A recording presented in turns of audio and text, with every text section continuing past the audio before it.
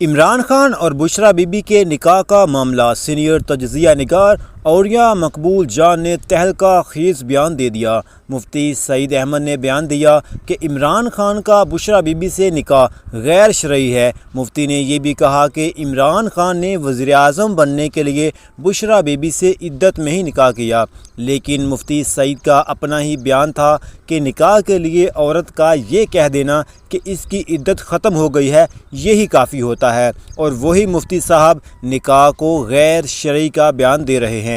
इस मामले पर तजज़िया निगार औरिया मकबूल जान ने बड़ा दावा करते हुए कहा, लीला अल्लाह की आयत को छोटे छोटे दामों पे नहीं तुम बेचो। मौलवी साहब 7 साल बाद आपको किसने कहा कि ये बयान उठाएं? आपके हलफ की हैसियत क्या है इसका मामले के अंदर? अगर औरत कह देती है कि मुझे 4 महीने पहले तलाक हुई थी। और एक और मैं बात बताऊं आपको, ये मुफ्ती सईद साहब की आपको बात पूरी पीटीआई जानती है। मुफ्ती सईद साहब उनकी कमेटी में थे कि उन्होंने कई दफा इमरान खान साहब कहा कि मेरी हमशीरा है, उसकी अब तक शादी नहीं हुई, आप उससे शादी कर लें। अब इमरान खान साहब ने शादी नहीं की। अब ये भी अंदर की कहानी है।